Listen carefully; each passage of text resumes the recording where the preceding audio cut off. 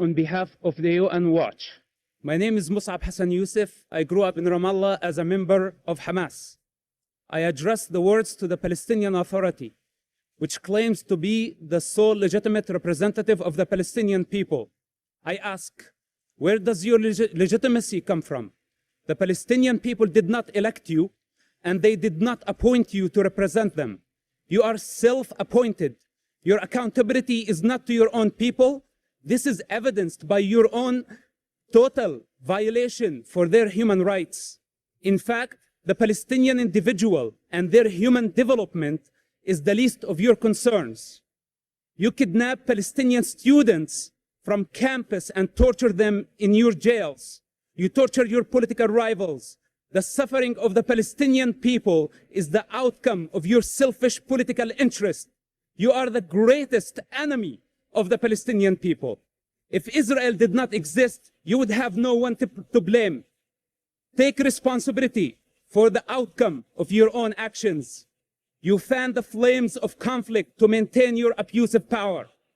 Finally, you use this platform to mislead the international community, to mislead the Palestinian society, to believe that Israel is responsible for the problem you create. Thank you. Yousef, he's the author of Son of Hamas, and he joins us live. You know, your father was a founding member of Hamas, and you were groomed to take a leadership position. Eventually, you converted to Christianity, rejected their political and military objectives. Why did you do that?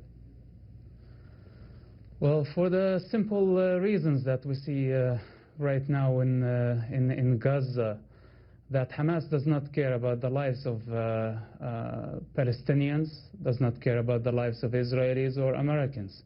They don't care about their own lives. They consider dying for the sake of their ideology a way of worship. And how can you continue in that society? Okay. I'll ask you the same question I asked my last guest. Can you coexist with someone whose mission is your destruction?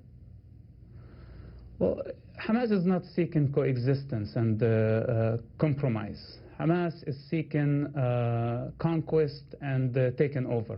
And by the way, Israel, the destruction of the state of Israel is not Hamas' final destination. Hamas' final destination is building the Islamic Khilafah, which means an Islamic state on the rubble of every other civilization. These are the ultimate goals of the movement.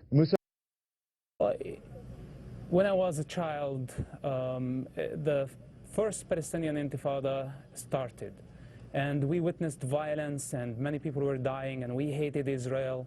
Then the second Palestinian Intifada came, and waves of suicide bombing attacks, and we blamed Israel.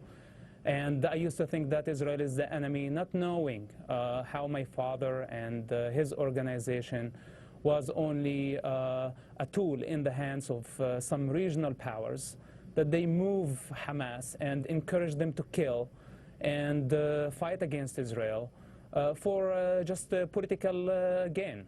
And at some point, I got really tired of this game, and I chose to a different path for my life. When you see these images that we are seeing now of these Palestinian children looking scared, hurt, confused, and I asked the current Israeli ambassador to the United States last night in the program about the fear that Israel, in fighting this battle, may be stoking the next generation of hate. Do you see that as a real risk, and how do we stop that from happening? Well, it's a risk, and I think there's going to be more generations to hate Israel, and unfortunately Israel has no choice but to defend itself.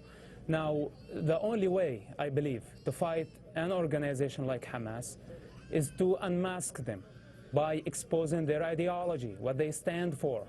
Hamas is not a political party. It's not even a Palestinian organization. Hamas hijacked what's so-called the Palestinian cause and infiltrated the society to push their religious ideological agendas. Now, I would like to remind the Palestinian people what Hamas did to their rival party, Fatah, in Gaza when Hamas took over a few years ago. They killed Fatah the same way that they're killing the Israeli soldiers today. Hamas does not care for the lives of Palestinians. Don't think for a second, please, that Hamas cares for the children's blood. They want the children of Gaza to die. This what gives them Arab and Islamic world sympathy, and this what will condemn Israel internationally. This is their game, and they're happy about it.